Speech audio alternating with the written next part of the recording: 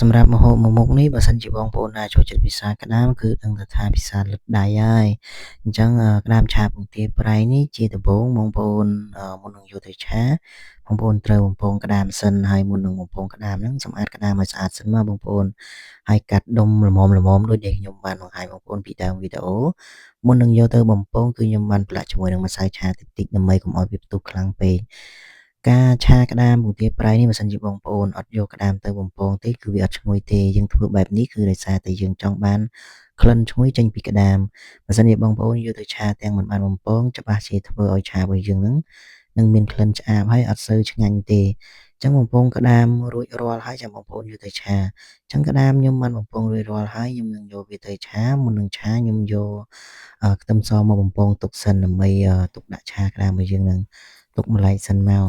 ហើយបើសិនជាបងប្អូនចង់ឲ្យឆាមួយមុខនេះឆាទៅញ៉ាំមានរសជាតិឈ្ងុយហើយខ្ទិះដូចនៅក្នុងហាងបងប្អូនអាចឆាពងទាប្រៃជាមួយនឹងគុំ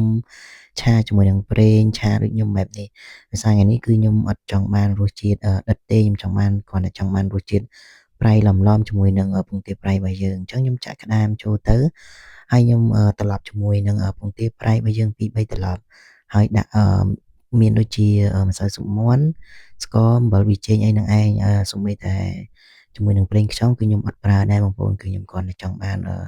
រសជាតិឡំៗដូចដែលខ្ញុំបានជម្រាបបងប្អូនបើសិនជាបងប្អូនចង់ឲ្យរសជាតិឆ្ងាញ់គឺបងប្អូនឆាជាមួយប័រហើយថែមជាមួយនឹងទឹកដោះគោមិញខ្ញុំថែមទឹកបន្តិចដោយសារអត់ចង់ឲ្យខ្លោចបាតខ្ទះហើយចុងក្រោយក៏ខ្ញុំថែមជាមួយនឹងខ្ទឹមបំពងយើងទៅគឺរួចរាល់ហើយបាទអញ្ចឹងខ្ញុំរៀបចំដួសដាក់កូនខ្ទះរបស់ខ្ញុំនឹងមកដើម្បីញ៉ាំខ្ញុំយកទៅញ៉ាំជាមួយនឹងទឹកត្រីកោះកុងដូច្នេះហើយគឺបានជាខ្ញុំឆា